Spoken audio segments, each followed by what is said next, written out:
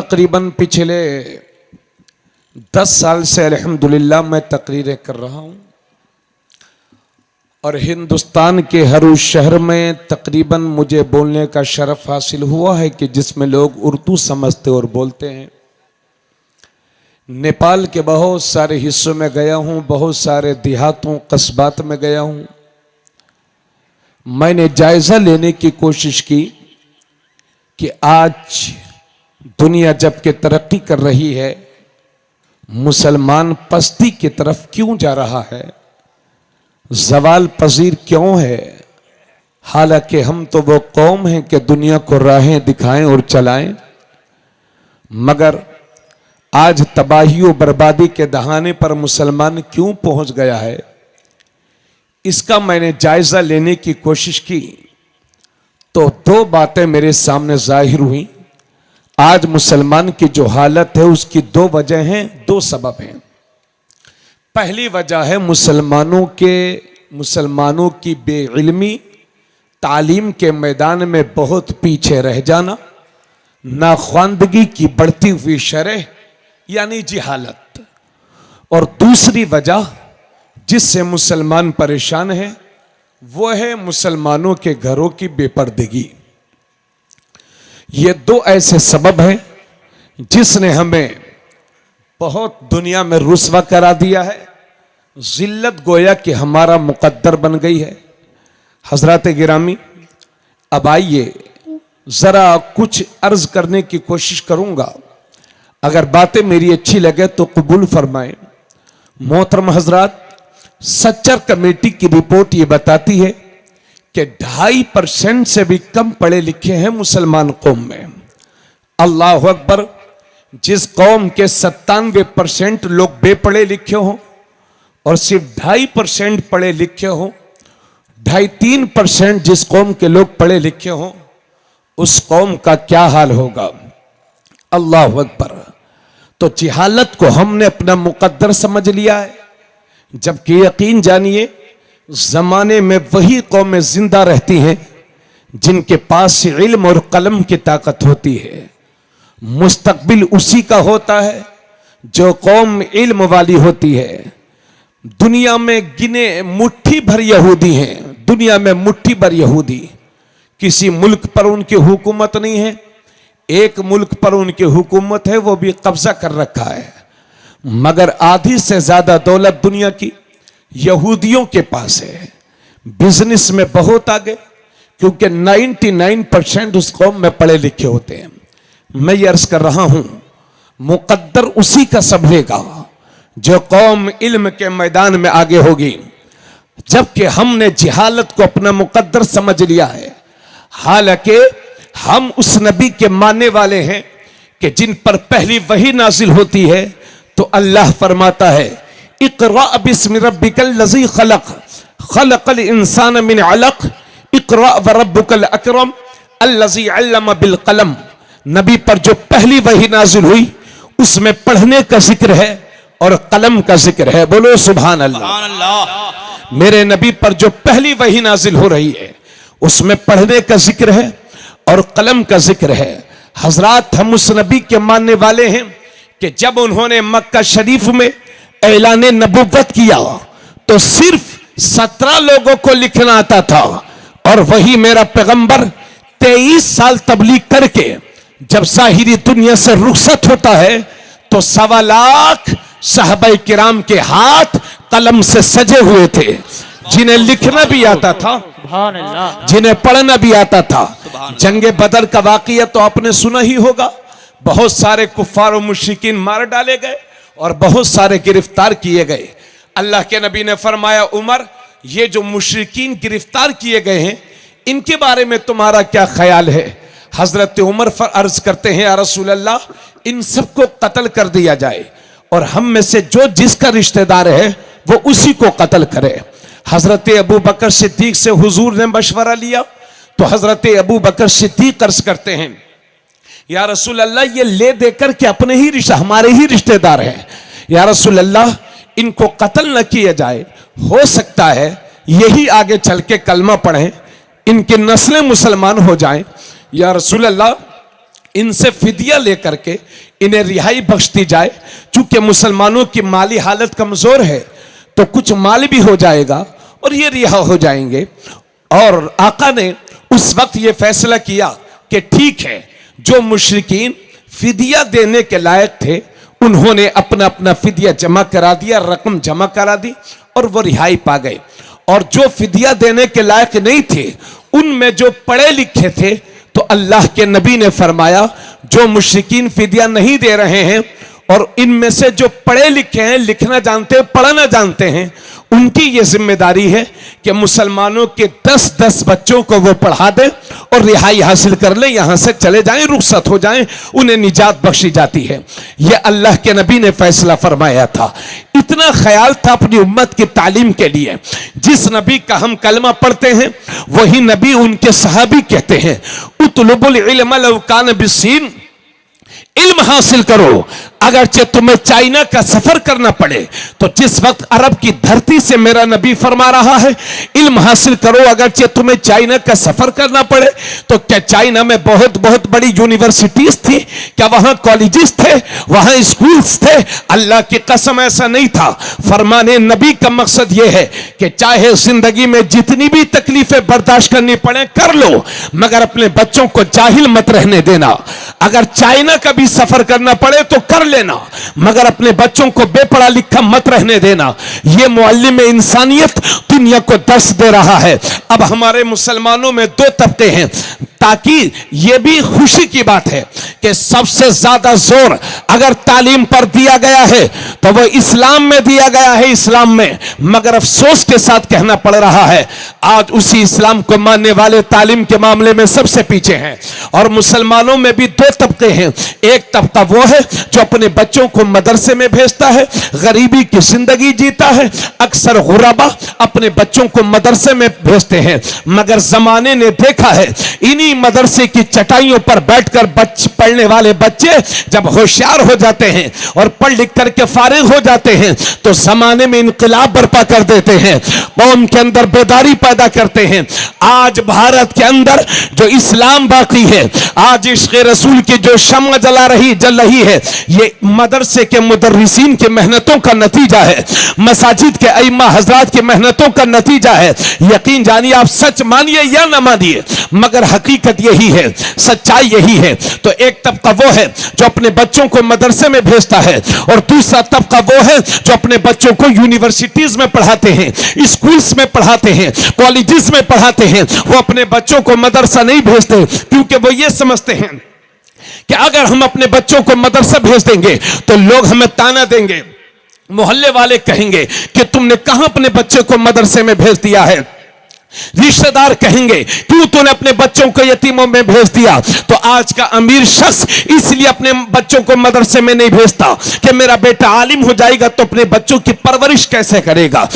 ये हमने और आपने सोच रखा है। हजरात गिरामी, हमारे और बहुत सारे हमारे बच्चे जो स्कूल्स में पढ़ते हैं, बड़े बड़े कॉलेजेस में पढ़ते हैं, यूनिवर्सिटीज में पढ़ते हैं, वो भी ये समझते हैं कि ये उलमा इंग्लिश की मुखालफत करते हैं, ये उलमा हिंदी की मुखालफत करते हैं, ये उलमा साइंस की मुखालफत करते हैं, ये उलमा जदीद टेक्नोलॉजी की मुखालफत करते हैं। तो ये मेरी कौम के जिम्मेदारों, ये मेरी कौम के नौजवानों, ये मेरी कौम के बुजुर्गों, आज तबरेज आलम कादरी तहफ्फुज़ नामूस रिसालत में अल्लाह की कसम लेकर के मेरी कौम के बच्चों, जिम्मेदारों, तुम्हें भरोसा देना चाहता हूं कि हमें इंग्लिश से कोई चिड़ नहीं है, हिंदी से कोई तकलीफ नहीं है, जदीद टेक्नोलॉजी से कोई परेशानी नहीं है, मैथ से कोई परेशानी नहीं है, रियाजी से कोई परेशानी नहीं है। बल्कि मेरी सोच तो यह है कि हम घर बनाते हैं तो हमें इंजीनियर्स की भी जरूरत है, हम बीमार होते हैं तो हमें डॉक्टर्स की भी जरूरत है, हम दुनिया के दूसरे मुल्कों के सफर करते हैं तो हमें इंग्लिश टीचर्स की भी जरूरत है। मगर हां, मैं ये चाहता हूं कि मेरा इंजीनियर हो तो ऐसा हो कि दुनियावी इंजीनियर बाद में हो, रसूलुल्लाह का सच्चा गुलाम पहले हो। मैं ये चाहता हूं मेरा डॉक्टर हो तो ऐसा हो कि तबीब जिस्मानी बाद में हो, तबीब रूहानी पहले हो। मैं ये चाहता हूं कि मेरा मास्टर हो तो ऐसा हो कि दुनियावी किताब बाद में पढ़े, अल्लाह की किताब पहले पढ़े। नारे तकबीर, नारे तहफ़्फ़ुज़े नामूसे रिसालत कॉन्फ्रेंस जलसे दस्तारे बंदी हजरत अल्लामा मुफ्ती तबरेज आलम साहब किबला हक है। सुभान अल्लाह, बहुत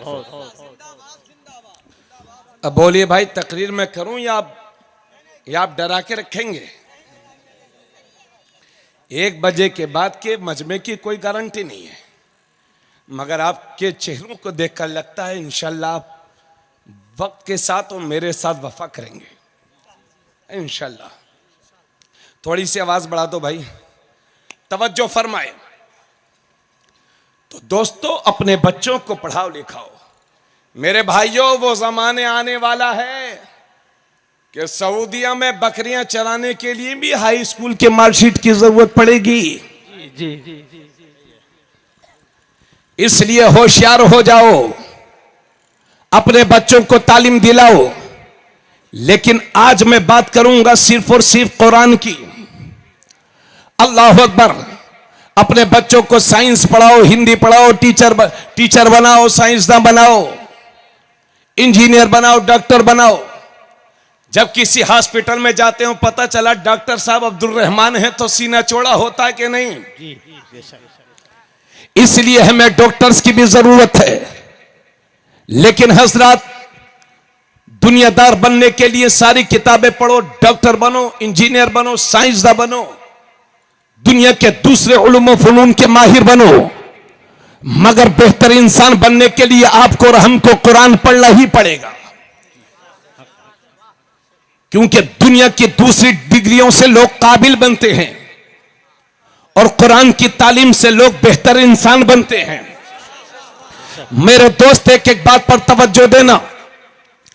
अब मैं ये गर्ज कर रहा था कि जलसा मदरसे का है, इसलिए बात ज्यादा कुरान की करूंगा और आखिर में हिजाब पर बोलूंगा।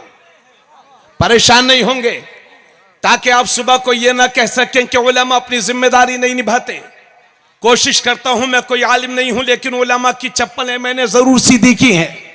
तवज्जो, अल्लाह फरमाता है ज़ालिकल किताबु ला रैब फी, वो किताब के जिसमें कोई शक नहीं, जिसमें कोई डाउट नहीं, जिसमें कोई शुबा नहीं।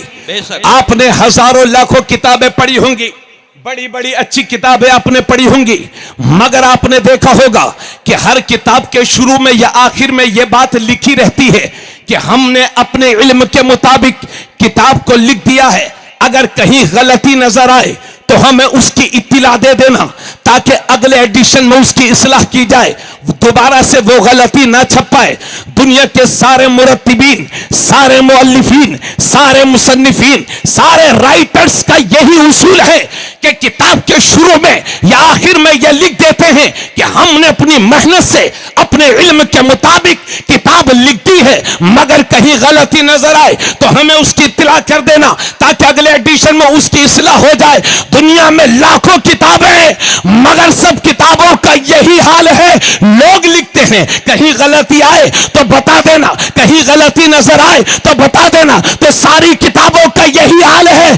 किताबों की इस भीड़ में वो तन्हा कुरान ही है कि जैसे ही खोलो तो लिखा रहता है ज़ालिकल किताबु ला रैब फी, ये वो किताब है कि जिसमें कोई डाउट नहीं, जिसमें कोई शुबा नहीं, जिसमें कोई शक नहीं। बेशक हक है, बहुत खूब हक है। या रसूल अल्लाह,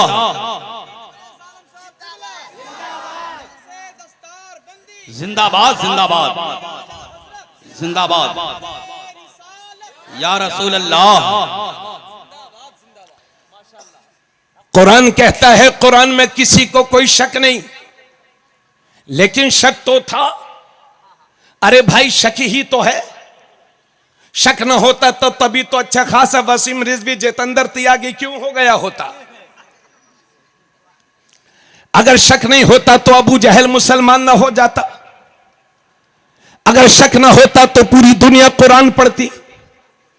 अगर डाउट ना होता तो सारी दुनिया की कौमें कुरान पढ़ती। और यह भी मैं फख्र से कह सकता हूं कि दुनिया में सबसे ज्यादा किसी किताब की मुखालफत होती है तो वो कुरान है। मगर यह भी यकीन के साथ कहता हूं कि जिस किताब पर सबसे ज्यादा रिसर्च होती है वो भी कुरान है। बेशक, बहुत खूब। जिस किताब को देख करके अमेरिका के साइंसदान मुसलमान हो रहे हैं, कलमा पढ़ रहे हैं, वो भी कुरान है। जरा जोर से बोलो, सब मिलके बोलेंगे तो मजा आएगा हजरत। तो कुरान में डाउट तो था, शक तो था, फिर कुरान कैसे कह रहा है कि कुरान में कोई डाउट नहीं, कुरान में कोई शक नहीं, कुरान में कोई शुबा नहीं? वजह उसकी यह है कि कुरान ने ऐसी ऐसी दलीलें पेश कर दी हैं कि अगर इंसाफ पसंद आदमी अगर कुरान की दलीलों पर गौर करे तो उसे कोई डाउट नजर नहीं आएगा, कोई शक नजर नहीं आएगा, कोई शुबा दिखाई नहीं देगा।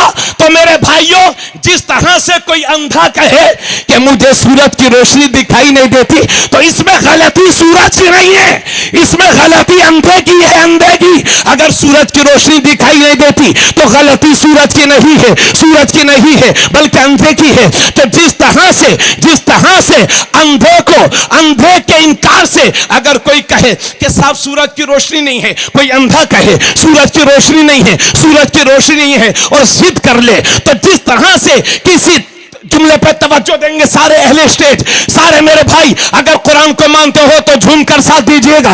अर्ज करता हूं, जिस तरह से किसी अंधे के इनकार से सूरज की रोशनी पर कोई फर्क नहीं पड़ता, इसी तरह से किसी गधे के इनकार से कुरान की अजमत पर कोई फर्क नहीं पड़ता। हक है। नारे तकबीर, नारे रिसाला, तहफ्फुज़े नामूसे रिसालत कॉन्फ्रेंस, जलसे दस्तारे बंदी।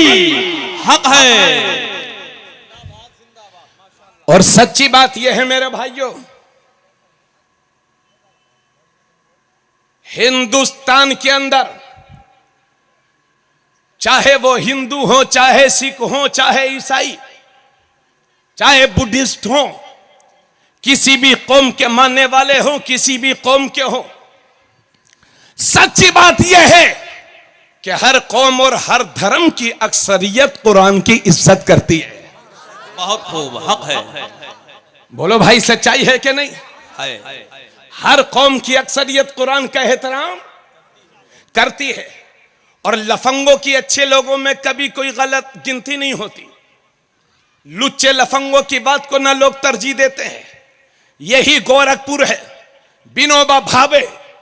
यह गोरखपुर की वो शख्सियत है कि जिसने कुरान का हिंदी में तर्जमा किया है और कुरान की वो आयतें जिनका ताल्लुक जिहाद से है, विनोबा भावे ने हिंदी में उसकी तशरीह की है, लोगों को समझाया है कि इन आयत का क्या मतलब है। अल्लाह अकबर। आप चले जाइए पंजाब, आज भी पुराने सिख कुरान की तिलावत करते हैं, कुरान को पढ़ना जानते हैं। यह अल्लाह का शुक्र है। और यह भी आपको यकीन दिला दूं, अभी कुरान की 26 आयतों के खिलाफ 1.5-2 साल पहले जबान खुली, समझ गए कुरान को बदलने चला था। क्या ये कुरान का मौजज़ा आप सबको दिखाई नहीं देता कि जो कुरान को बदलने आया था वो खुद बदल गया और हरिद्वार की जेल में आराम फरमा रहे हैं।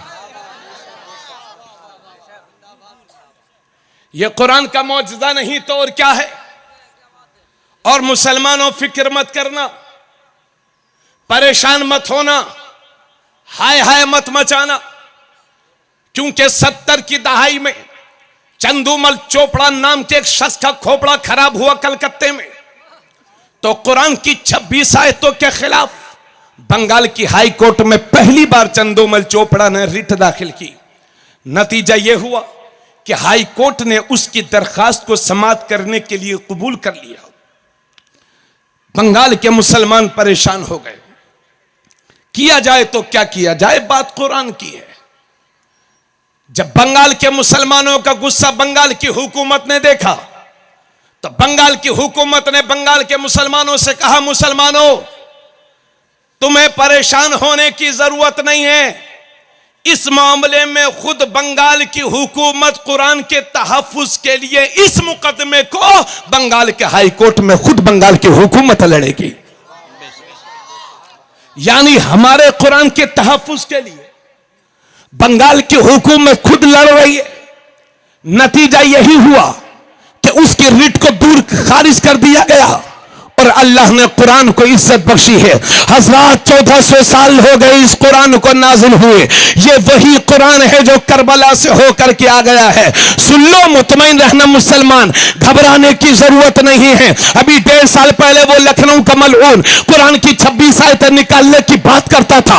उसने रिट दाखिल की सुप्रीम कोर्ट ने, तो सुप्रीम कोर्ट ने भी भारी तमाचा मारा और जलील और रुस्वा करके रख दिया। मेरे मुसलमान भाइयों, फिक्र मत करना, अल्लाह की कसम, अरे ये 26 आयतों की बात करता है। अल्लाह की कसम लेकर के कहता हूं, कुरान का न कोई एक रुकू मिटा सकता है, न कोई एक आयत मिटा सकता है, न कोई एक पारा मिटा सकता है। अरे पारा तो दूर की बात है, न कुरान का कोई ज़बर मिटा सकता है, न कुरान का कोई शेर मिटा सकता है। कयामत आ जाएगी, वो मलऊन जमाना एक नहीं हजारों लाखों लोग सर पटक पटक के मर जाएंगे, मगर अल्लाह की कसम कुरान की अजमत पर कभी हर्फ नहीं आ सकता। हक है। नारे तकबीर, नारे रिसालत, जलसे दस्तारे बंदी। हक है। जरा जोर से बोलें सुभान अल्लाह। सुभान अल्लाह। बातें आपको समझ में आ रही हैं? क्यों नहीं कुरान को मिटा सकता कोई? 1400 साल हो गए, कुरान का कोई एक नुक्ता ना बदल सका। और दुनिया में किसी किताब के अगर सबसे ज्यादा हाफिज हैं तो उसका नाम है कुरान। सुभान अल्लाह। जोर से बोलो, उसका नाम है कुरान। मुसलमानों, तुम्हें तो जी भाई कोई खास बात? तशरीफ रखें, बड़ा अच्छा माशाल्लाह लोग बैठे हैं, सुन रहे हैं। दुनिया में सबसे पढ़ी जाने वाली किताब का नाम है कुरान। दुनिया में सबसे ज्यादा जिस किताब पर अमल होता है उस किताब का नाम है कुरान। तो कुरान को कोई मिटा नहीं सकता। अब मैं अल्लाह की किताब बंदा कैसे मिटा सकता है? और सही सही बोलूं, आम इंसान तो क्या, कुरान का कोई एक नुक्ता भी सुप्रीम कोर्ट का जज भी नहीं मिटा सकता, यह उसको हक ही नहीं है। इसलिए मुतमईन रहिए इससे। अगर हिंदुस्तान से हजारों दरखास्तें भी सुप्रीम कोर्ट में दाखिल होंगी तो भारत का संविधान की रोशनी में वो खारिज कर दी जाएंगी। कुरान का कोई एक नुक्ता नहीं मिटा सकता, क्योंकि अल्लाह खुद फरमाता है, इन्ना नहनु नज़्ज़लना ज़िक्र व इन्ना लहू लहाफ़िज़ून।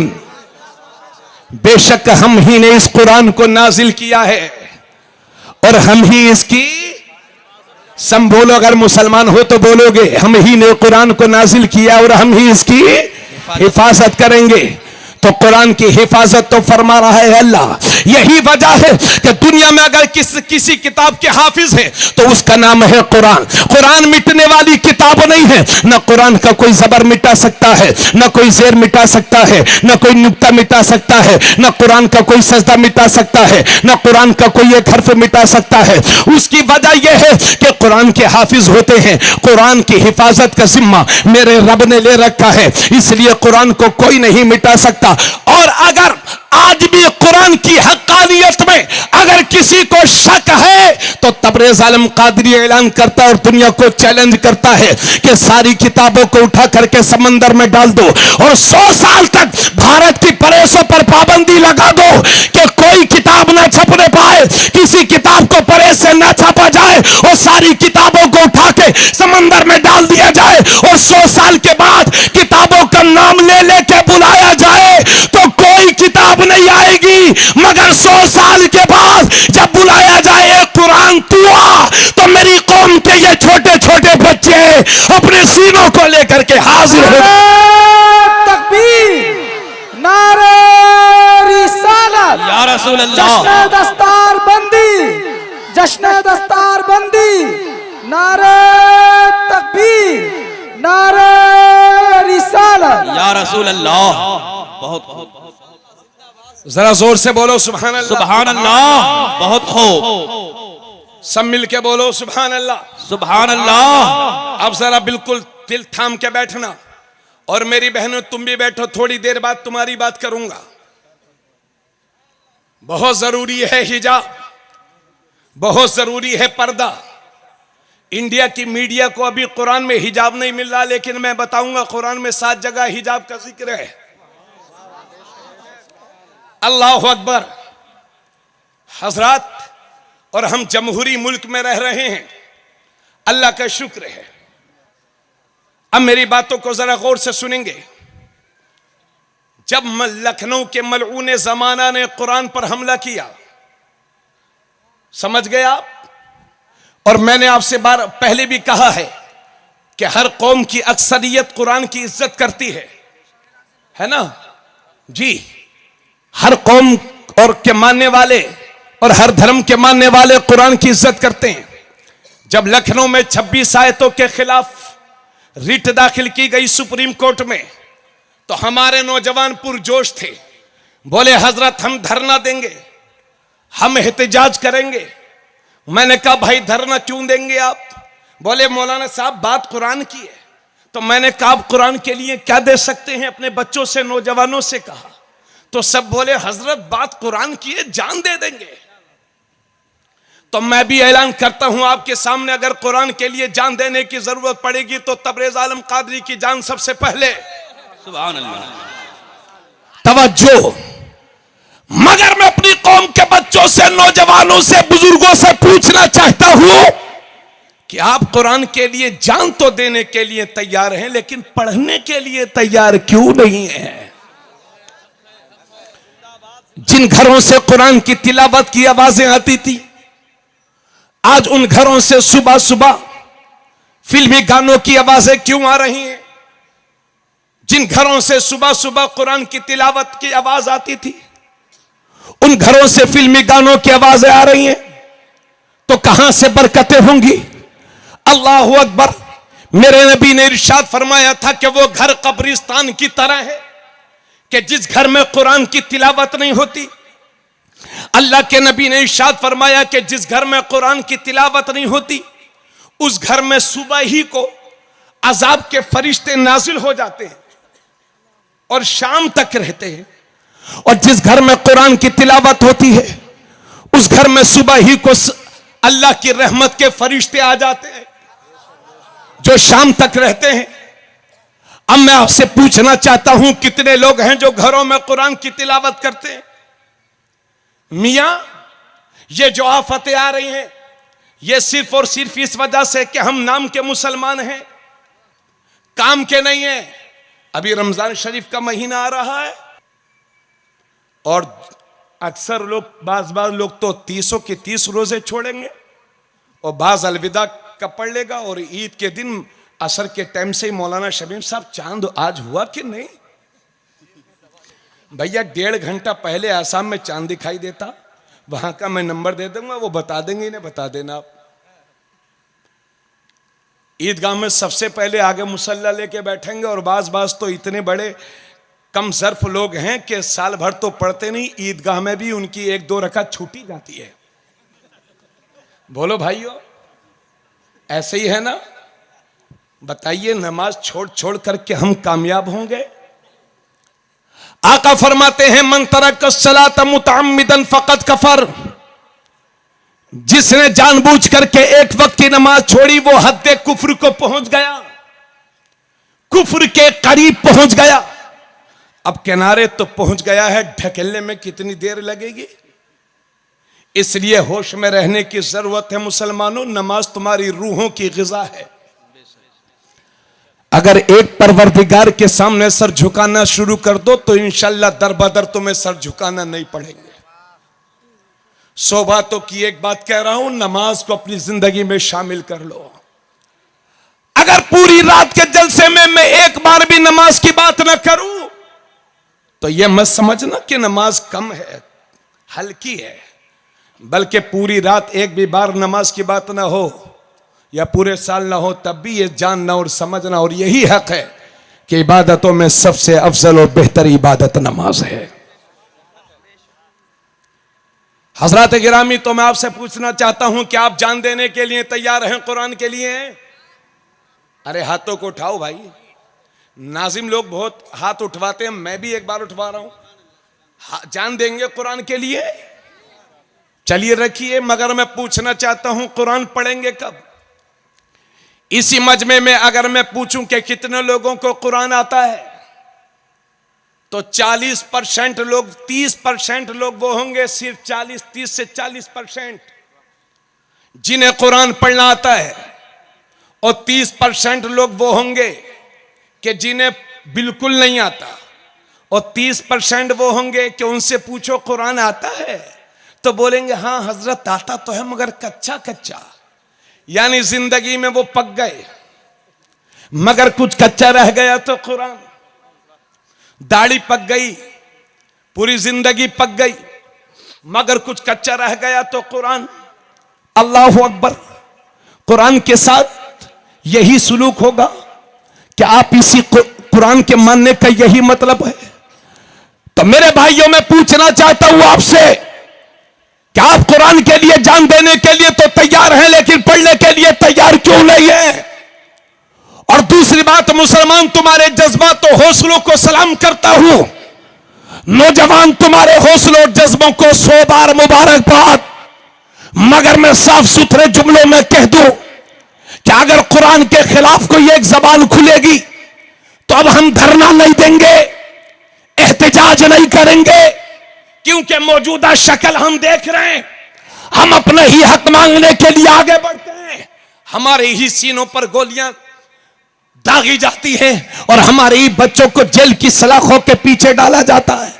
हम देख चुके हैं मंजर, हम देख रहे हैं हालात। इसलिए सुन लो और आप सब भी मेरी बात की तायीद करना। अगर बात अच्छी लगे तो आप सबकी ये मुश्तरका जिम्मेदारी बनती है।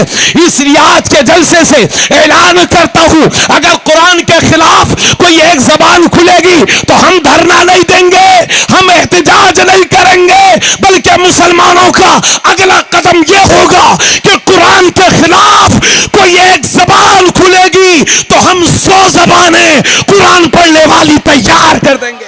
हक है। नारे तकबीर, नारे रिसालत, जलसे दस्तारे बंदी, हुजूर मुफ्ती साहब किबला। हक है, सच है। मैंने अल्लाह के नबी से पूछा, या रसूल अल्लाह, ये तवज्जो चाहूंगा, एक एक जुमले पर तवज्जो फरमाएंगे। मौलाना अहमद रजा साहब, हाफिज वसीउल्लाह साहब कहां हैं? सभी लोगों की तवज्जो। हाफिज रिजवान साहब, चलिए कारी याकूब साहब भी तवज्जो फरमाएं। सारा कमेटी का एक एक भाई, मेरी बहन अपने दिल की तख्ती पे लिख लेना अपने भाई को, और यहां से उठ के मत जाना, पूरा जलसा सुन के जाना। अल्लाह तुम्हें सलामत रखे। अब मेरी बात सुनो मेरे भाइयों, मैंने अर्ज किया, या रसूल अल्लाह, आज हम डूबे हुए हैं दुनियादारी में।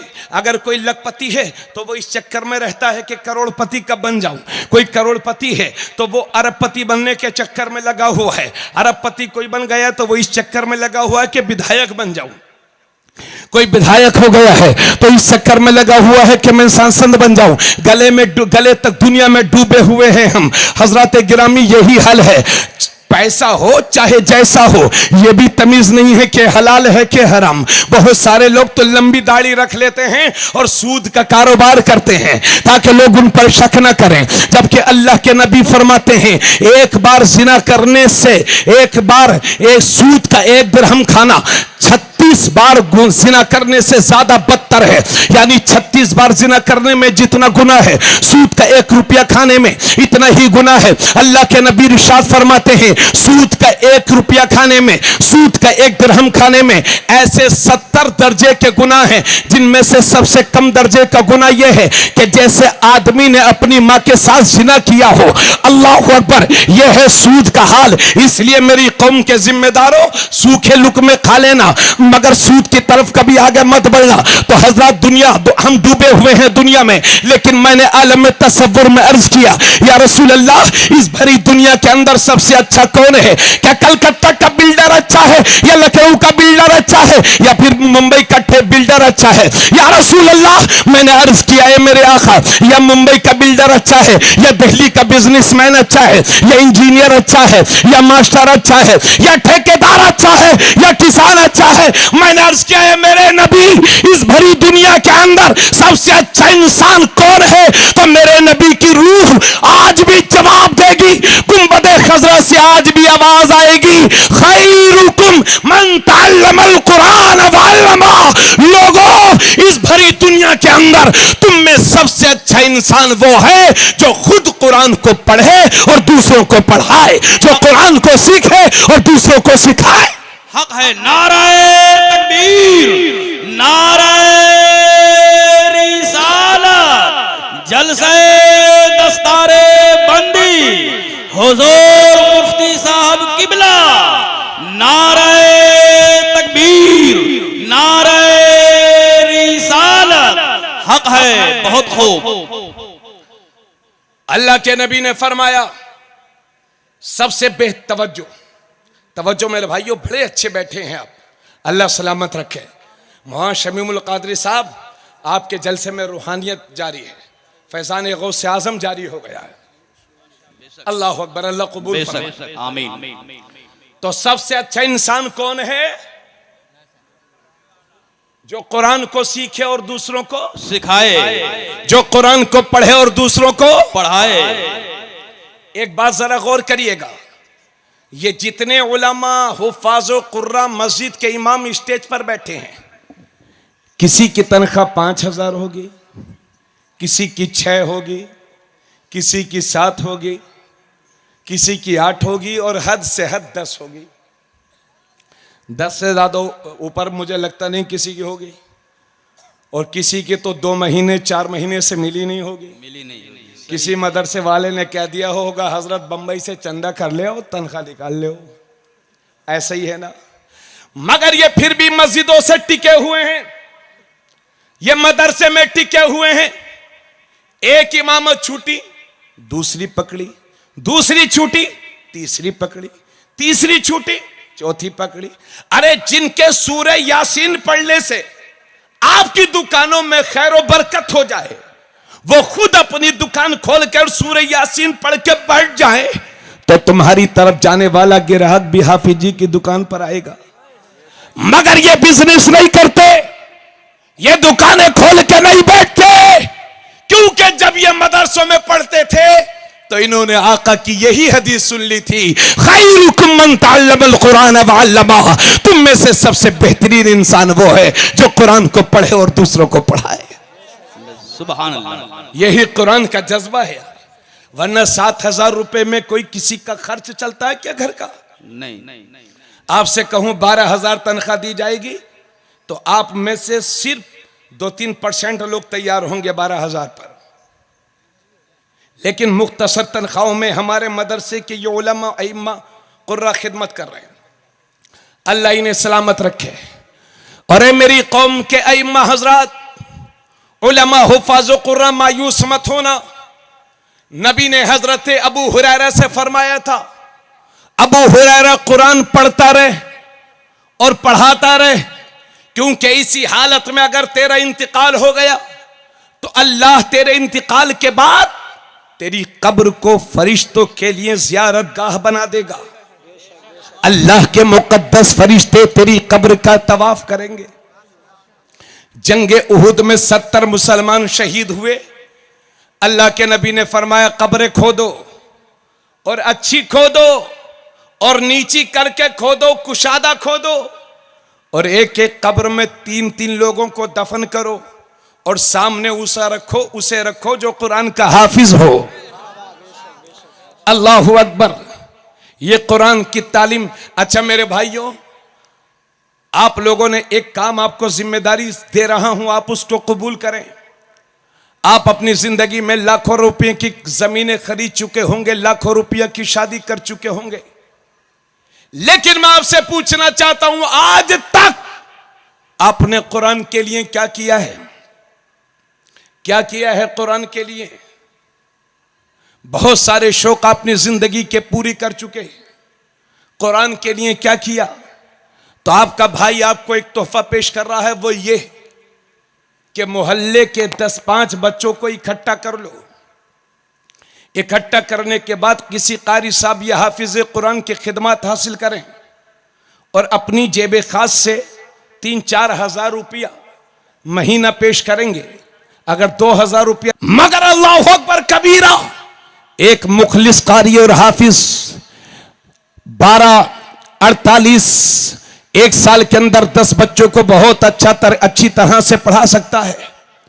अगर यह हो गया तो हम सब तो कब्रों में चले जाएंगे, मगर अल्लाह अकबर, जब तक ये बच्चे कुरान पढ़ते रहेंगे हमारी रूहों को सवाब पहुंचता रहेगा। बोलो भाइयों, बात मेरी ठीक है कि गलत? थोड़ा सा बोलेंगे, थोड़ा सा लगे मुझे हाँ सुन रहे। बोलो बातें ठीक है कि मेरी के नहीं? तो मेरे भाइयों, और अगर इतना न हो सके तो मदरसा मिफ्ताहुल उलूम, जिसके लिए आप कम अज कम 24,000 रुपये पेश करो और कहें हजरत 5 बच्चों को हमारी तरफ से पढ़ा दीजिए, अपनी तनख्वाह में इसको शामिल कर लीजिए, तो जब तक ये बच्चे पढ़ेंगे और इनके जरिए से दूसरे पढ़ेंगे, क़यामत तक ये सिलसिला जारी रहेगा। हम तो कब्रों में चले जाएंगे, मगर तिलावत कुरान का सवाब हमें वहां भी पहुंचता रहेगा। होश में आओ मुसलमानों, होश में। और हर खानदान में, सुन लीजिए, हर खानदान में एक हाफिज होना आज के दौर में बहुत ज्यादा जरूरी है। और हर घर का बच्चा, मोहल्ले का बच्चा कुरान पढ़ना जान जाए, यह भी बहुत जरूरी है। और याद रखना कि थोलिया और अतराफ वालों, वही बच्चा तुम्हारा नहीं है जो तुम्हारे घर में पैदा हुआ है, बल्कि कौम का हर बच्चा तुम्हारा बच्चा है। हर कलमा पढ़ने वाला बच्चा तुम्हारा बच्चा है। तो आज उम्मत ने कुरान से दूरी बना ली है। इसी वजह से थोड़ी सी तवज्जो आप लोगों की अब इधर उधर होने लगी। तो आपसे गुजारिश है कि बड़ी मेहनत से तकरीर होती है, इसको कामयाब कर ले जाओ और खुलूस के साथ सुन लो। अल्लाह कबूल फरमाएगा आपको अपनी बंदगी में इंशाअल्लाह। तवज्जो है आप लोगों की?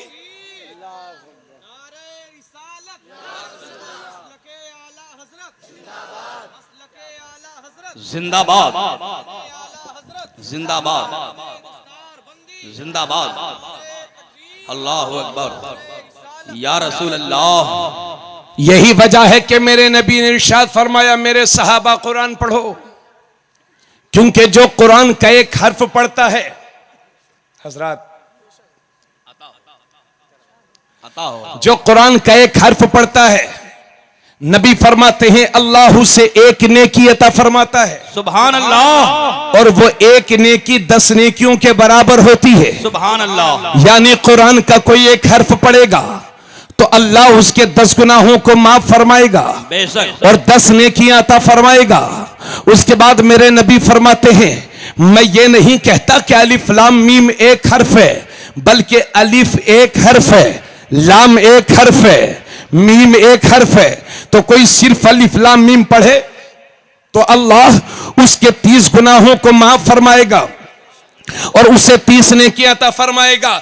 ए भाइयों, बहुत सारे लोग इस मजमे में वो होंगे कि जिन्हें बड़ी शिकायत है, मौलाना साहब हम गरीब बहुत हैं, गरीबी ने बहुत घर कर रखा है, हम परेशान हैं गरीबी से। मौलाना साहब कमाते तो घर में बहुत हैं लेकिन बरकत नहीं है। तो एक थोलिया और अतराफ के मेरे सुन्नी भाइयों, अगर घर में बरकतें चाहते हो तो अपने नबी का पैगाम मोहब्बत सुनो।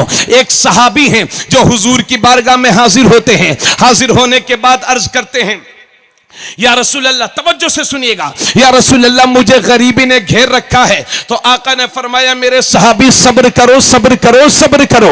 वो सहाबी अपने घर चले गए। कुछ दिन के बाद फिर हाजिर हुए, अर्ज करते हैं, या रसूल अल्लाह गरीबी ने घेर के रखा है, या रसूल अल्लाह सब्र का पैमाना लबरेज हो गया है, औरतें परेशान हैं, जवान परेशान हैं, बच्चे परेशान हैं, घर का चूल्हा नहीं जल रहा है, फाकों पे फाके पड़ रहे हैं। या रसूल अल्लाह गरीबी ने पूरी तरह से हमें घेर लिया है, या रसूल अल्लाह कुछ हल फरमाए। तो मेरे नबी, कायनात का नबी मुस्कुराता है और फरमाता है, ए मेरे सहाबा, अगर यही हाल है तो एक काम कर, जब शाम को घर आया कर तो एक बार सलाम कर लिया कर, उसके बाद 3 बार कुल हुवल्लाह शरीफ पढ़ लिया कर, अल्लाह तुम्हारी गरीबी को खत्म फरमा देगा। हक है। नारे तकबीर, नारे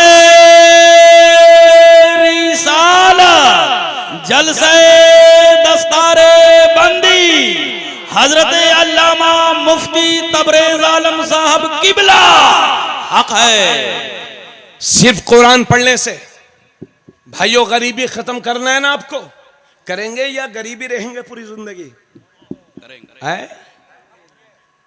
हुजूर सल्लल्लाहु अलैहि वसल्लम ने जो गरीबों से प्यार फरमाया ना, वो उन गरीबों से थोड़ी जो चड्डी पहन के घूमते हैं और हफ्ते में नमाज पे कहते हैं हम गरीब हैं साहब। क्यों भाइयों? आदमी कुछ अपने अमाल से भी गरीब है जी। तो गरीबी खत्म करना चाहते हो तो नबी फरमाते हैं शाम को जब घर में दाखिल हुआ करो तो सलाम करो, सुभान अल्लाह, और 3 बार कुल हुवल्लाह शरीफ पढ़ लिया करो। सुभान अल्लाह। हजरत मुझे इस बात का यकीन है कि इस मजमे में बहुत सारे लोग कुरान पढ़े हुए नहीं होंगे, मगर इस बात का भी यकीन है कि कोई मुसलमान ऐसा ना होगा जिसे कुल हुवल्लाह शरीफ याद ना हो। कुरान की छोटी सी सूरह है मगर इसकी शान तो सुन लो। अगर गरीबी का खात्मा चाहते हो तो कुरान की छोटी सी सूरह की फजीलत सुन लो। नाम है सूरह इखलास। पहले सूरह सुन लो, कुल हुवल्लाहु अहद अल्लाहु समद लम यलिद वलम यूलद वलम यकुल लहू कुफुवन अहद। सूरह पूरी हो गई, अब तर्जुमा भी सुन लो। कुल, ए हबीब आप कह दो, हुवल्लाहु अहद, अल्लाह एक है, अल्लाहु समद, अल्लाह बेनियाज है, लम यलिद वलम यूलद, न वो किसी की औलाद और न उसकी कोई औलाद, यानी न वो किसी से पैदा न उससे कोई पैदा, वलम यकुल लहू कुफुवन अहद, और उसकी शान यह है कि अल्लाह के बराबर कोई नहीं, अल्लाह के मिसल कोई नहीं, अल्लाह के मुकाबिल कोई नहीं, अल्लाह की तरह कोई नहीं। छोटी सी सूरह है मगर शान सुनो। मेरे नबी खड़े हुए हैं, एक सहाबी हाथों को बांध करके पढ़ते हैं, कुल हुवल्लाहु अहद अल्लाहु समद लम यलिद वलम यूलद वलम यकुल लहू कुफुवन अहद। जब मेरे नबी ने सुना तो फरमाया वजबत वजबत वजबत, वाजिब हो गई वाजिब हो गई वाजिब हो गई। हजरत अबू हुरैरा वही खड़े थे, अर्ज करते हैं या रसूल अल्लाह मा वजबत, या रसूल अल्लाह क्या वाजिब हो गई? नबी ने फरमाया जिसने कुल हुवल्लाह पढ़ा उसके लिए जन्नत वाजिब हो गई। सुभान अल्लाह। नारे तकबीर, नारे रिसालत, हुजूर मुफ्ती साहब किबला। हक है। बहुत खूब। तवज्जो है भाइयों आप लोगों की। इसलिए आप मुझे बताएं, आप लोग सबको सलाम करते हो लेकिन घर जाते हो तो सलाम नहीं करते हो। माशाल्लाह माशाल्लाह माशाल्लाह। हजरात आप लोग सब जगह सलाम करते हैं ना, कारी साहब अस्सलाम वालेकुम, हाफिज जी अस्सलाम वालेकुम, मास्टर साहब, प्रधान जी, मेंबर साहब, सेठ जी अस्सलाम वालेकुम, लेकिन जब घर में आए तो मुंह पे फेविकोल। क्यों? अरे यार बीवी को सलाम थोड़ी करेंगे। मैं पूछना चाहता हूं, आप अजनबियों को सलाम करते हो, मैं कहीं से आया हूं आप कहीं से, लेकिन अगर मैं तकरीर के शुरू या आखिर में सलाम ना करूं तो आप कहेंगे मौलाना साहब घमंडी हैं। तकरीर तो बहुत अच्छी मगर घमंडी बहुत बड़े, एक बार भी सलाम नहीं किया। तो आपका यह हक बनता है कि मैं आपको सलाम करूं, आप जवाब दें। आपका यह हक बनता है आप मुझे सलाम करें, मैं आपको सलाम का जवाब दूं। एक मोमिन का दूसरे मोमिन पर यह हक है। तो जब हम इधर उधर वाले को सलाम करते हैं, मगर फिर जो अपने दिल के सबसे ज्यादा करीब जो हमारी बीवियां हैं, हम उन्हें सलाम क्यों नहीं करते भाई? एक मौलाना साहब अभी मुझसे मिले, 1 साल पहले की बात है। तो बोले, मैंने कहा हजरत घरवाली को सलाम करते हो? तो बोले साल में सलाम की बात करते हो? साल में 3 बार अपनी बीवी को मारता हूं, 3 बार गिनती करके। तो मैंने कहा भाई हजरत ऐसा क्यों है? अरे बोले मारेंगे नहीं तो रौब कैसा तारी होगा हमारा। अल्लाह अकबर। यह है घटिया सोच। अल्लाह के नबी ने हजरत अनस से फरमाया था, बेटा अनस जब घर में दाखिल हुआ करो तो घर वालों को सलाम किया करो, क्योंकि सलाम की बरकतें अल्लाह तुझे भी अता फरमाएगा, तेरे घर वालों को भी अता फरमाएगा। आका करीम सल्लल्लाहु अलैहि वसल्लम ने एक मौके पर फरमाया था, ए मेरे सहाबा, क्या वो बात तुम्हें ना बताऊं कि जिस पर तुम अमल कर लो तो तुम में आपस में मोहब्बतें पैदा हो जाएं। सहाबा ने अर्ज किया, या रसूल अल्लाह जरूर बताएं वो बात कि जिस पर हम अमल कर ले तो आपस में मोहब्बतें पैदा हो जाएं। तो मेरा नबी इरशाद फरमाता है, अफशुस सलाम बैनकुम, अगर आपस में मोहब्बतें चाहते हो तो एक दूसरे को सलाम किया करो। अरे जोर से बोलो भाइयों, सुभान अल्लाह। एक दूसरे को सलाम किया करो। तो इस सलाम को मेरे नबी ने मोहब्बतों का जरिया बनाया है, इस सलाम को मेरे नबी ने प्यार का जरिया बनाया है, इस सलाम को मेरे नबी ने मोहब्बतों का जरिया बनाया। मगर हाय अफसोस मुसलमानों, जिस सलाम को नबी ने मोहब्बत का जरिया बनाया था, आज हमने उसी सलाम को अपने घमंड के लिए इस्तेमाल किया है, अपने तकब्बुर के लिए इस्तेमाल किया है, अपनी अनानियत के लिए इस्तेमाल किया है। अगर गांव में 2 मंजिला मकान बन गया तो किसी को सलाम करने के लिए तैयार ही कब है। अगर अल्लाह ने कार चलने के लिए दे दी है तो वो ये समझते हैं मैं बहुत बड़ा आदमी हूं, सब मुझे सलाम करें, मैं किसी को सलाम कर नहीं करूंगा। और बाज लोग तो इतने फटीचर हो चुके हैं कि किसी गरीब को सलाम करना तो दूर की बात, उसका जवाब देने के लिए तैयार नहीं होते। क्या इसीलिए अल्लाह के नबी ने आपको सलाम दिया है हजरत गिरामी? जबकि हुक्म शरा यह है कि जो बेहतर सवारी पर चल रहा हो उसे चाहिए कि कमतर सवारी वाले को सलाम करे। तो शरीयत की रोशनी में जो कार से जा रहा हो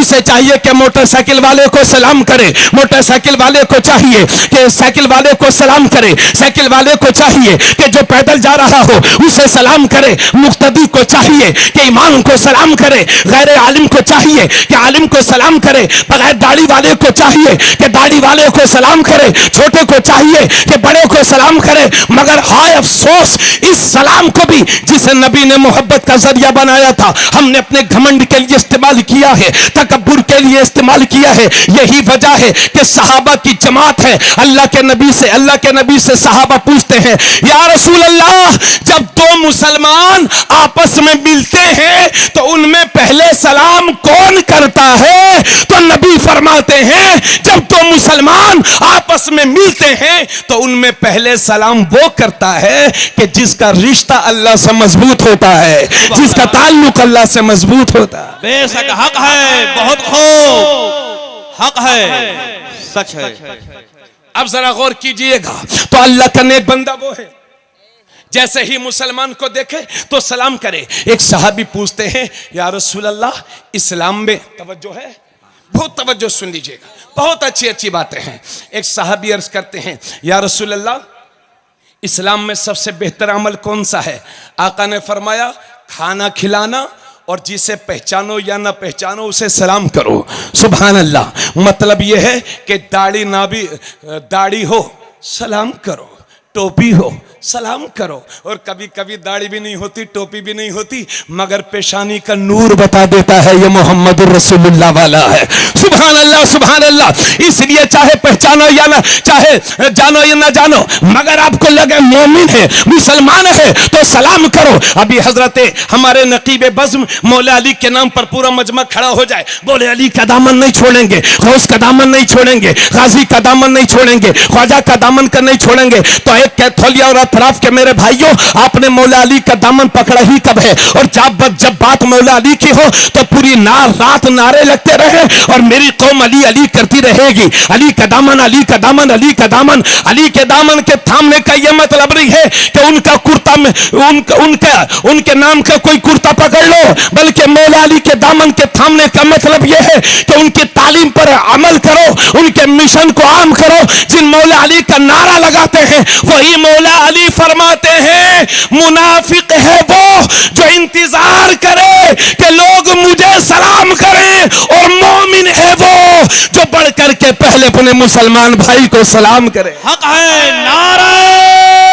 तकबीर, नारे रिसालत, तहफ्फुज़े नामूसे रिसालत कॉन्फ्रेंस, जलसे दस्तारे बंदी, हुजूर मुफ्ती साहब किबला, नारे तकबीर। नारे रिसालत हक है। बहुत खूब। तो भाइयों, आप अपने मुसलमान भाई को सलाम करेंगे? नहीं, ये मजा नहीं आ रहा। अरे बोलो भाई, हाथ उठाओ। एक मिनट, अपनी तबीयत से चलो तो मत सलाम करो, और नबी की शरीयत से चलो। यही तो तहफ्फुज़ नामूस रिसालत का मतलब है। क्या बात है। तो बोले अपने मुसलमान भाई को देख के सलाम करेंगे? कहिए इंशाअल्लाह। इंशाअल्लाह मुसलमान भाई को सलाम करेंगे। सलाम करने में पहल करेंगे। पहले सलाम करेंगे। अल्हम्दुलिल्लाह। तो मेरी बहनों, आप भी सुन लो। तो भाइयों, हम सबको सलाम करते हैं। प्रधान जी अस्सलाम वालेकुम, फला साहब अस्सलाम वालेकुम, मेंबर साहब अस्सलाम वालेकुम, हाफिज जी अस्सलाम वालेकुम, कारी साहब अस्सलाम वालेकुम, शाहिर साहब अस्सलाम वालेकुम, मुक़र्रिर साहब अस्सलाम वालेकुम, हाजी साहब अस्सलाम वालेकुम, नमाजी साहब अस्सलाम वालेकुम, ज़काती साहब अस्सलाम वालेकुम, शुभराती साहब अस्सलाम वालेकुम, जुमराती साहब अस्सलाम वालेकुम, रमजानी साहब अस्सलाम वालेकुम। लेकिन जब हम घर में दाखिल नहीं होते, तो जब हम घर में दाखिल होते हैं तो फिर बीवियों को सलाम क्यों नहीं करते? और अगर कोई मुसलमान नौजवान उलमा का सोबत याफ्ता हो और उसकी शादी हो जाए और वो बीवी को सलाम कर ले और सास सुन ले, तो फिर आफत है।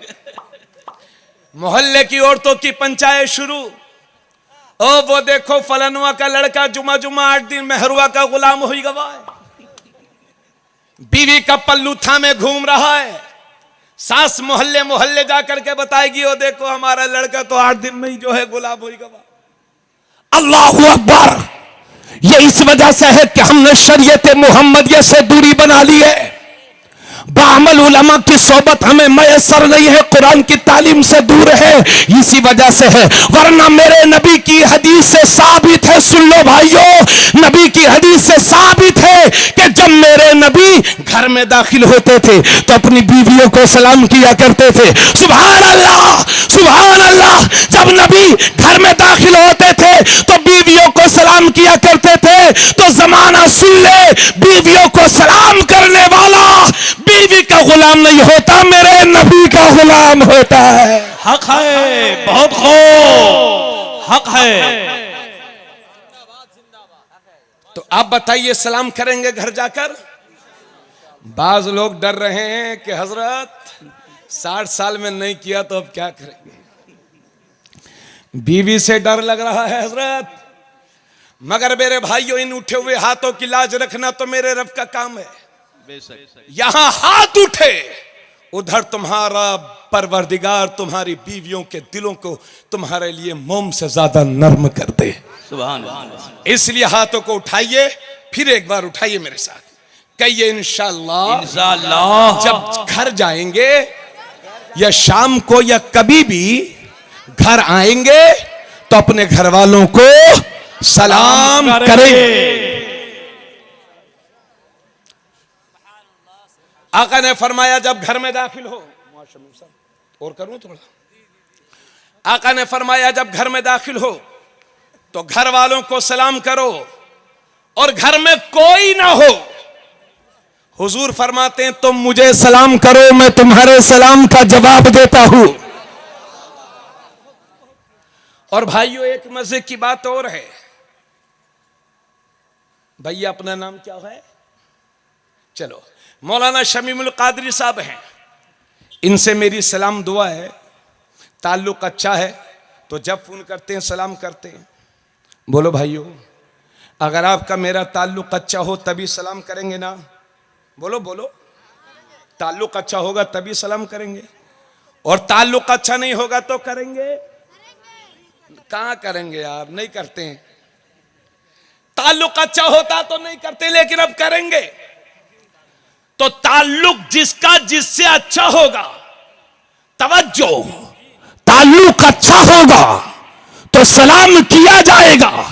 ताल्लुक अच्छा नहीं होगा मजहब की बुनियाद पर तो सलाम नहीं किया जाएगा। तो सुन्नियों, फिर यह भी सुन लो कि जिसका ताल्लुक नबी से अच्छा होगा वो नबी पे सलाम पड़ेगा, और जिसका ताल्लुक नबी से अच्छा नहीं होगा वो नबी पे सलाम नहीं पड़ेगा। बेशक। बहुत खूब। क्या नुक्ता है। अल्लाहु अकबर। या रसूल अल्लाह, या रसूल अल्लाह, जिंदाबाद जिंदाबाद जिंदाबाद जिंदाबाद जिंदाबाद जिंदाबाद, अल्लाहु अकबर, या रसूल अल्लाह। अल्लाह का शुक्र है सुन्नियों का ताल्लुक नबी से अच्छा है, बेशक है ना, तभी तो सलाम पढ़ते हैं। चाहे केथोलिया हो, चाहे मोहल्ला रसूलपुर गोरखपुर हो, सब जगह सलाम पढ़ा जाता है। माशाअल्लाह, बोलो भाई, पढ़ा जाता कि नहीं जी। अब एक छोटी सी हदीस इन हाफिजों के बारे में सुनो, सब मफहूम। आका ने फरमाया, कुरान पढ़ा और कुरान पढ़ कर के उस पर अमल किया तो उसके माँ बाप को क़यामत के दिन ऐसा ताज पहनाया जाएगा जिसकी रोशनी दुनिया के सूरज से भी ज्यादा होगी। हदीस शरीफ में लिखा है, मेरे हुफाज और मेरे बच्चे तवज्जो करें, हदीस शरीफ में लिखा है कि सूरज को अपने घरों की छतों पर फर्ज कर लो। अगर सूरज यहां आ जाए तो बताइए कितनी रोशनी होगी। अगर ये शामियाने की जगह सूरज है तो टिक पाओगे? ये तो मार्च का सूरज देख रहे हो, जब आएंगे हजरत जून तब देखना सूरज का जलवा, तो इतने करीब आ जाएगा सूरज, कितनी रोशनी होगी।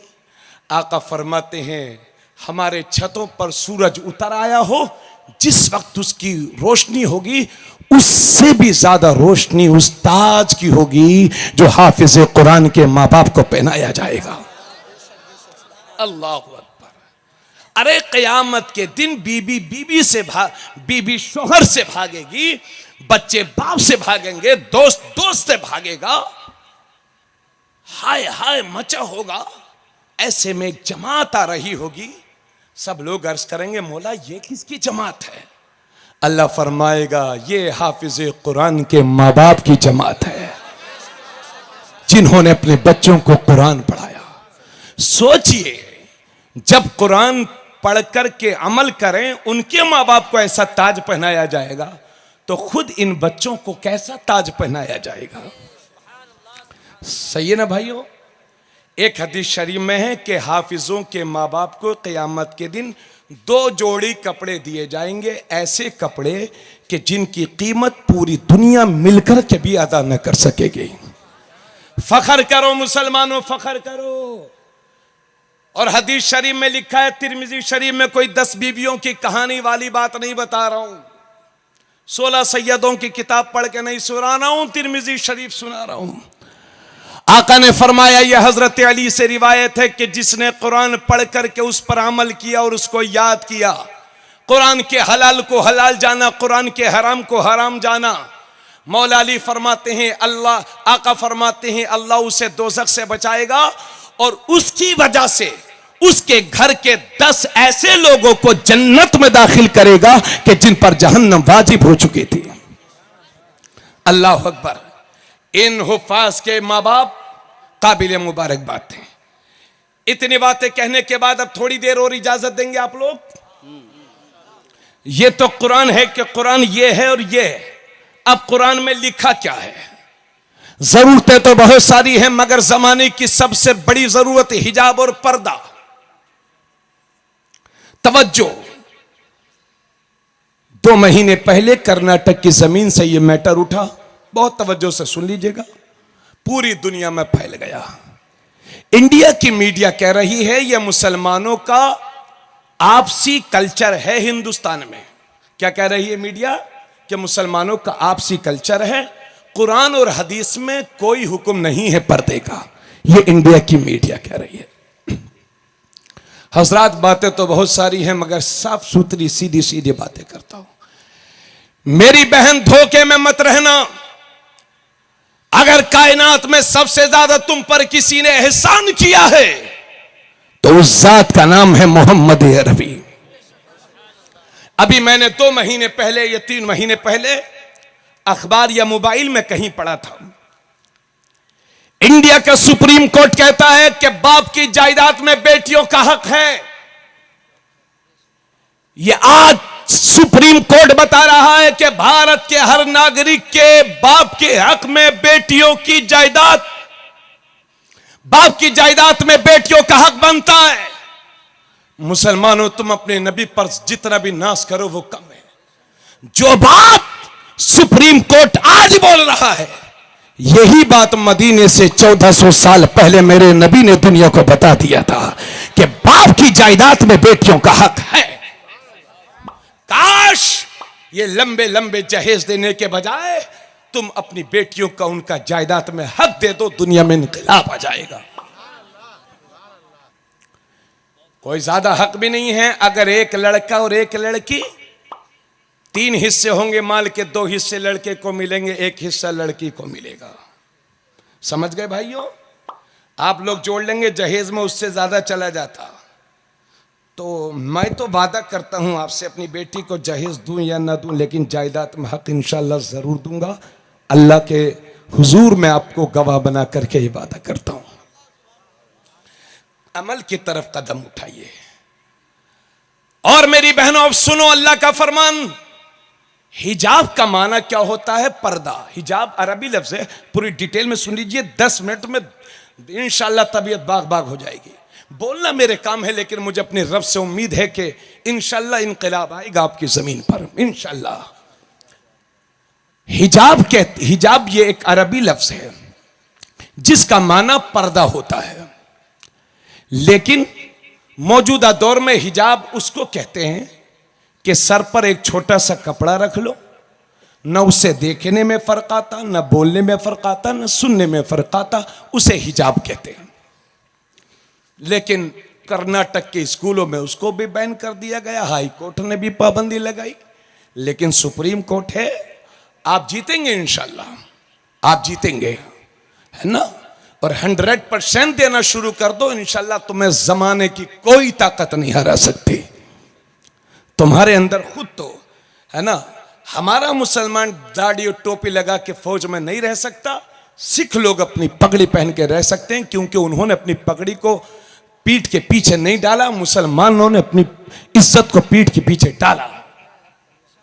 जमाने, अब सुन मेरी बहन, दिल की तख्ती पे लिख लेना अपने भाई की बातें। अल्लाह फरमाता है, या अय्युहन नबी कुल्ली अज़वाजिका व बनातिका व निसाइल मुमिनीन युदनीना अलैहिन्ना मिन जलाबीबिहिन्ना ज़ालिका अदना अन युरफ़न फला युज़ैन व कान अल्लाहु गफूरर रहीमा। जरा बोल दो मिल करके सुभान अल्लाह। अब तो वीडियो बन रही है, इसके जरिए से मैसेज दुनिया को जाएगा। सुनो, सुभान अल्लाह फरमाता, या अय्युहन नबी, ए नबी, कुल्ली अज़वाजिका, आप अपनी बीवियों से कह दो, व बनातिका, और अपनी बेटियों से कह दो, व निसाइल मोमिनीन, और मुसलमानों की औरतों से कह दो, युदनीना अलैहिन्ना मिन जलाबीबिहिन्ना, कि जब घरों से बाहर निकला करें तो अपने चेहरों पर चादर डाल लिया करें। सुभान अल्लाह। ज़ालिका अदना अन युरफ़न फला युज़ैन, ये इसके बहुत करीब है कि उन्हें पहचान लिया जाए तो तकलीफ ना दी जाए। वकान अल्लाहु गफूरर रहीम, और अल्लाह गफूर रहीम है। इस आयत में साफ साफ अल्लाह अपने नबी से फरमा रहा है, ए नबी आप कह दो अपनी बीवियों से, अपनी बेटियों से और मुसलमानों की औरतों से कह दो कि अगर वो किसी जरूरत से बाहर निकले तो चेहरे पर पर्दा डाल लिया करें। आप मुझे बताएं, आप परेशान तो नहीं है मेरे भाइयों? आप मुझे बताएं, परेशान है कि नहीं? नहीं। बस थोड़ी देर मोहब्बतों से सुन लो ये बात। अगर आपने गौर से सुननी तो दुआएं करूंगा आपके लिए इंशाल्लाह। आप दुआओं के मुस्तहिक होंगे, मुझे मालूम है। बहुत अच्छा सुने आप, लेकिन जहन इधर से उधर ना होने पाए। अल्लाह ने अपने नबी को हुक्म फरमाया, औरतों से कह दो पर्दा करें, जब घरों से बाहर निकलें तो चेहरों पर चादर डालिया करें। और एक आयत और सुना दूं, अल्लाह फरमाता है, वक़र्न फ़ी बुयूतिकुन्न वला तबर्रजन तबर्रुजल जाहिलिय्यतिल ऊला।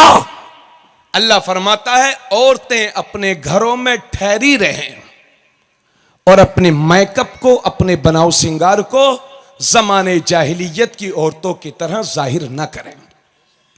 अल्लाह के नबी की आमद से पहले औरतें इतरा इतरा के चलती थी, बाल लहरा लहरा के चलती थी। अल्लाह ने मना फरमाया, औरतें अपने घरों में ठहरी रहे। तो महीने में 10 चक्कर मार्केट के लगाने वाली मेरे बहनों सुनो, चाहे गोरखपुर की मार्केट हो, चाहे फैजाबाद, चाहे लखनऊ, चाहे बहराइच, चाहे बरेली शरीफ, चाहे दिल्ली, इन औरतों से गुले गुलजार है। औरतें जब देखो जरा जरा सी बात में मार्केट पहुंच जाती हैं। सीख मेरी बहन नबी की बीवी से, नाम है हजरत सऊदा। एक ही हज किया था, एक ही उम्रा किया था। तो उनसे कहा गया कि नबी की दूसरी बीवियां तो बहुत हज करती रहती हैं, आप बार बार हज क्यों नहीं करती? तो हजरत सऊदा का जवाब सुनिए। उन्होंने कहा था कि मैंने एक बार हज करना मुझ पर फर्ज था, वो मैं कर चुकी।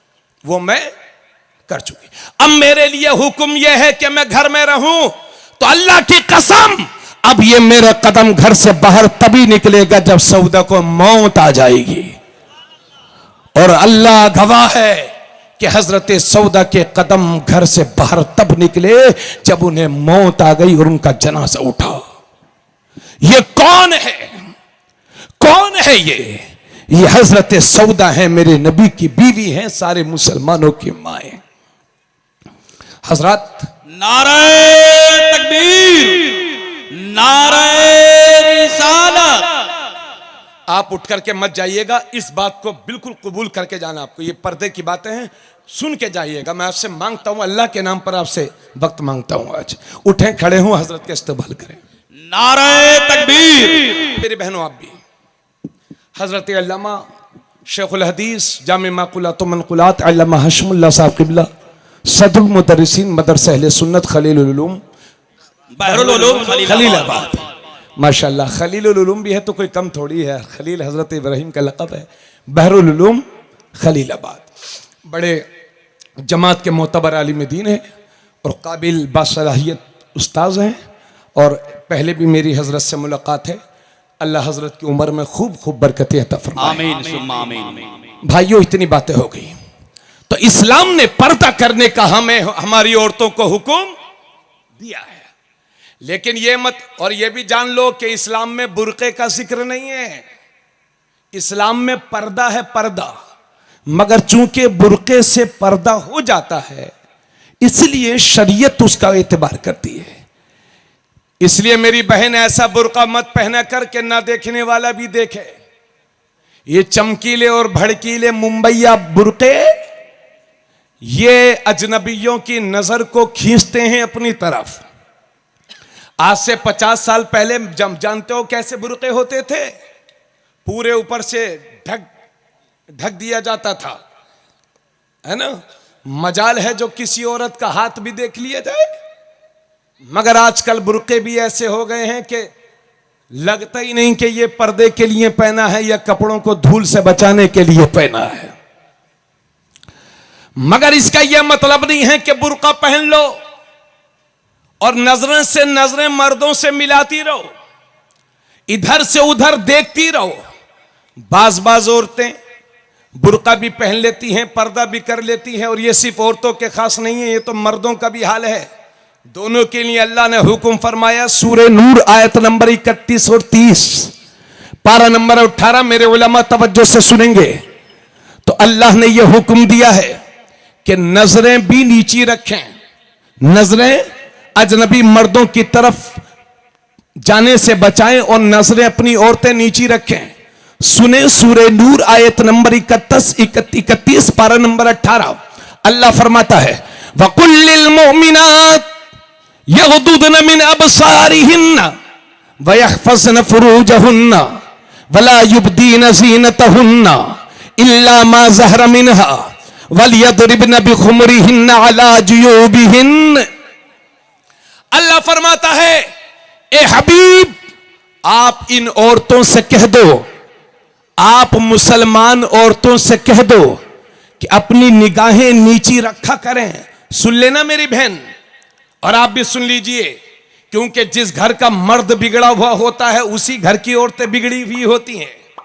घर की कमान आपके हाथ में है, इसलिए औरतों से ज्यादा सुनना आपका जरूरी है।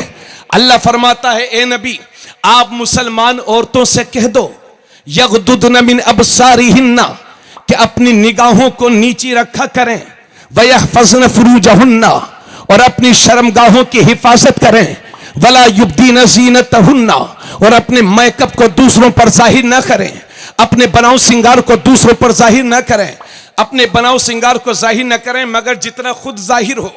वलियद्रिबन बिखुमुरिहिन अला जुयूबिहिन, और औरतें अपने गलों में 2 पट्टे डाल लिया करें, यह अल्लाह का हुक्म है। तो हजरात, अल्लाह ने सिर्फ पर्दा करने का हुक्म नहीं दिया, बल्कि यह भी हुक्म दिया है कि औरतें निगाहों को नीची रखें। क्या हुक्म दिया है? औरतें निगाह, सब बोलेंगे तब बात बनेगी। औरतें निगाहें नीची रखें, यानी अजनबी मर्दों को ना देखें, जहां देखना जायज ना हो वहां ना देखें। मगर हाय रे अफसोस, इस मुसलमान को क्या हो गया है? अगर जेब में 2 रुपया आ गया, जरा सा मालदार हो गया, तो मालूम है क्या कहता है? आज का मुसलमान कहता है ये पर्दा और बुर्का तो ये मौलवियों की देन है, बाकी तो दिल साफ होना चाहिए।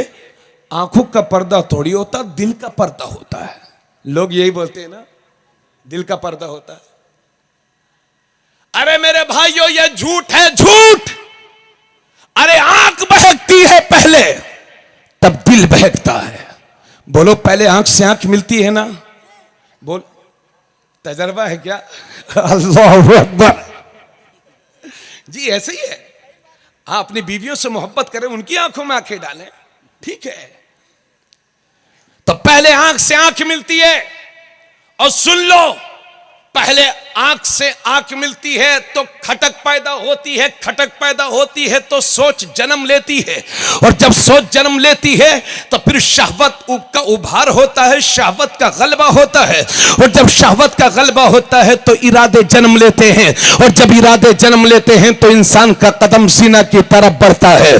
जिना से नस्ब खराब होते हैं, जिना से नस्ल खराब होती हैं।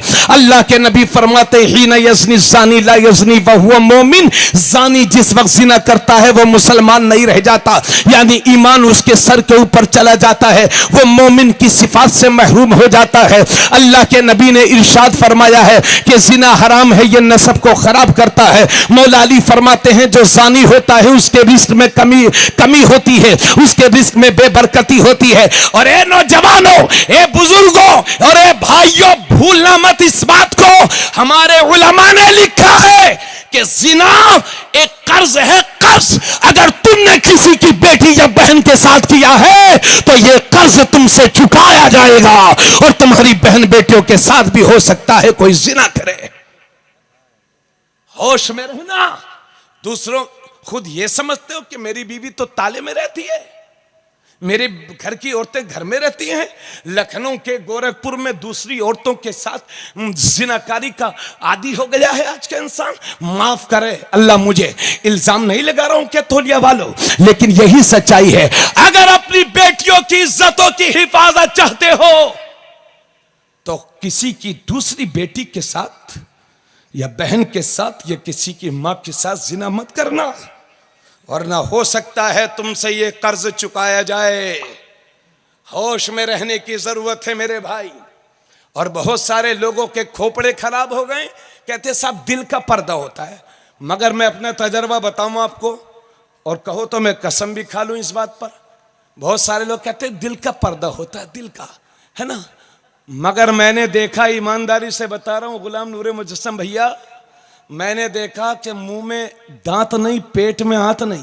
मगर कोई औरत सामने से गुजर जाए तो इतनी गौर से देखता मेरा भाई, जब तक औरत नजरों से ओझल नहीं हो जाती ये बुढ़ा तकता ही रहता है अपनी जवानी के गुनहगार दिनों को याद करके।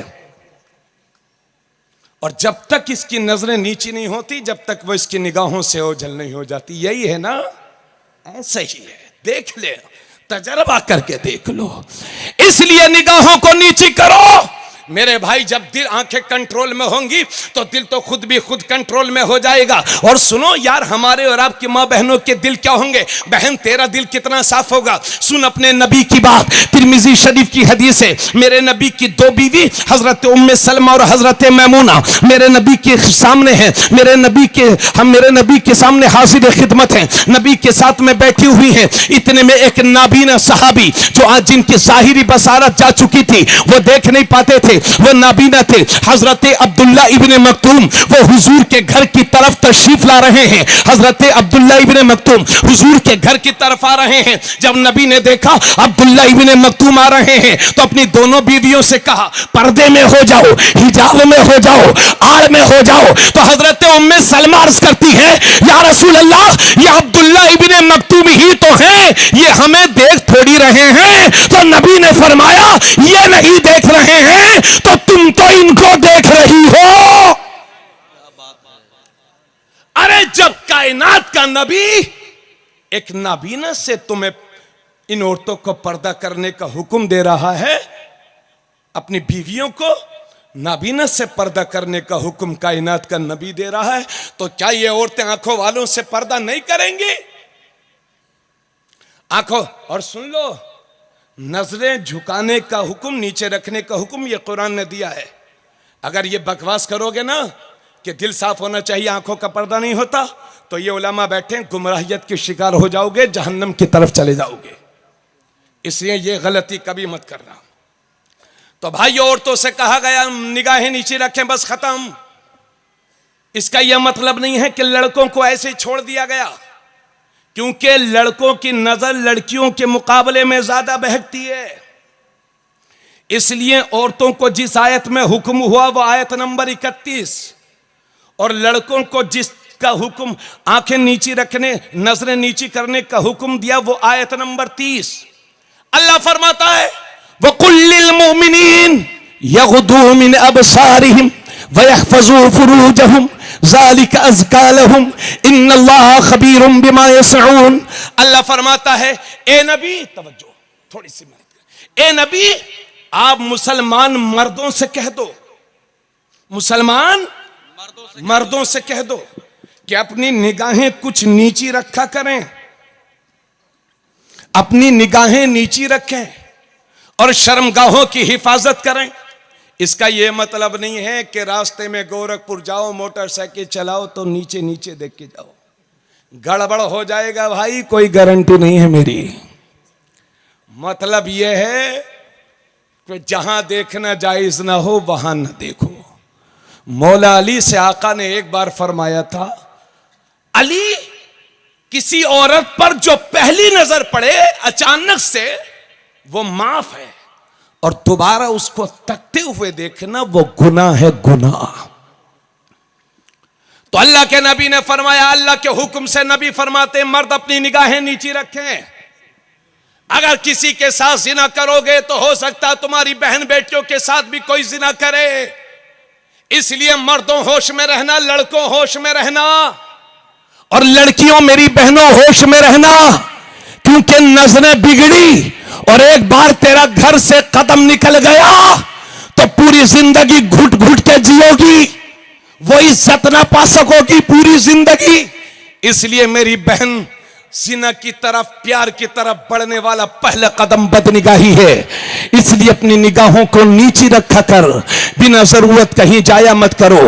तो हजरात, जहां अल्लाह ने औरतों को पर्दे का हुक्म दिया है वही मर्दों को हुक्म दिया है पर निगाहें नीची रखने का। मेरे भाइयों, तो निगाहें नीची रखो, और यह मतलब नहीं है कि सिर्फ मुसलमान की लड़की को देखो तो निगाहें नीची रखो। चाहे हिंदू की बेटी हो, चाहे सिख की बेटी हो, चाहे ईसाई की बेटी हो, अगर तू कलमा पढ़ने वाला अपने नबी का वफादार है तो दूसरों की बहन बेटियों की तरफ बदनिगाही मत करना, बदनजरी मत करना, निगाह उठा उठा के मत देखना। अरे चैलेंज है तेरे सामने नौजवान, दुनिया को सच्चा मुसलमान बन के दिखा दे।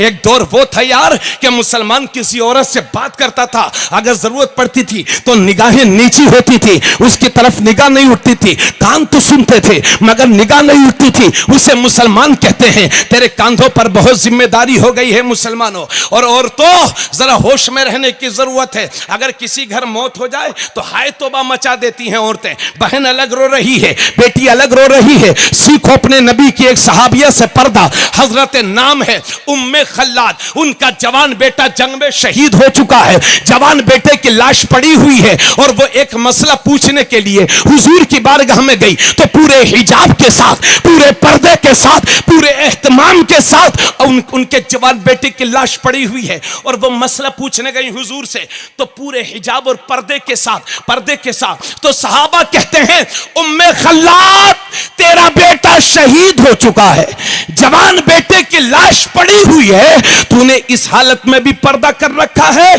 तो उम्मे खल्लात के तारीखी अल्फाज सुनिए, नबी की सहाबिया कहती है, ए मेरे नबी के सहाबा, मैंने बेटा ही तो खोया है, हया थोड़ी खोई है। क्या बात है, इज्जत थोड़ी खोई है।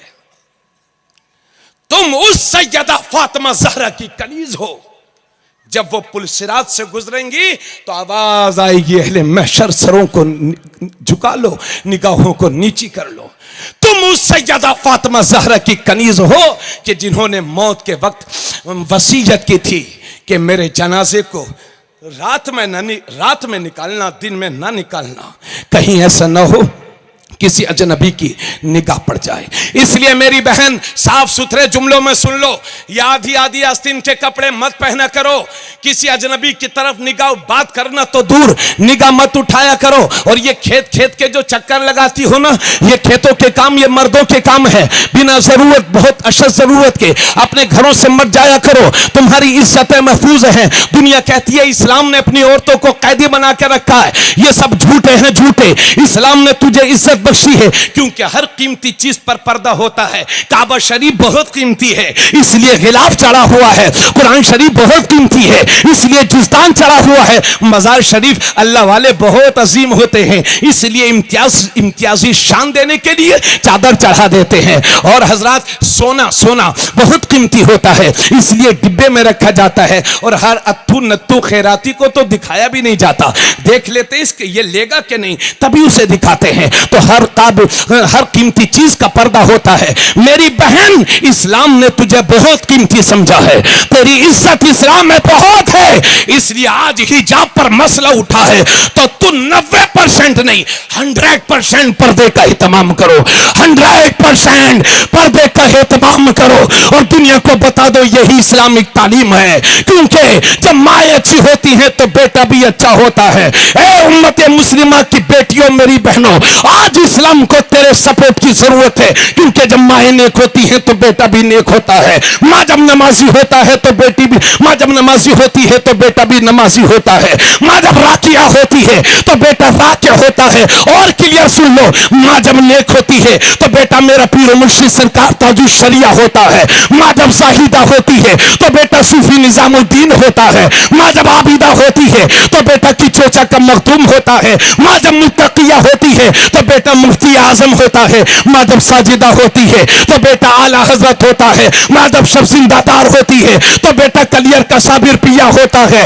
माँ जब इबादत गुजार होती है तो बेटा दिल्ली का निजामुद्दीन होता है। माँ जब सैयदा होती है तो बेटा गरीब नवाज होता है। माँ जब उम्मुल खैर होती है तो बेटा गौसे आजम होता है। और माँ जब फातिमा होती है तो बेटा हुसैन होता है। हक है, नारा तकबीर, नारा रिसाला। मैं मानता हूं तेरे पेट से कोई हुसैन नहीं पैदा हो सकता, मगर यह भी मानता हूं कि गुलाम हुसैन जरूर पैदा हो सकता है। मैं तालीम का मुखालिफ नहीं हूं, औरतों की तालीम का मुखालिफ नहीं हूं, मगर औरतों का तालीम याफ्ता होना बहुत जरूरी है, मगर उससे भी ज्यादा तरबियत याफ्ता होना बहुत ज्यादा जरूरी है। अगर लखनऊ में जाकर के हॉस्टल्स में रह करके MA BA की डिग्री कर ली हैं और होटलों में याशी करती फिर रही हैं, ऐसी डिग्रियां फाड़ करके कूड़ेदान में डालने के काबिल हैं जो तुम्हारी इज्जत को ना बचा सके। इस्लाम के दायरे में रह मेरी बहन, जमाना तेरी कदमों को सलाम करेगा। अस्सलाम वालेकुम रहमतुल्लाह।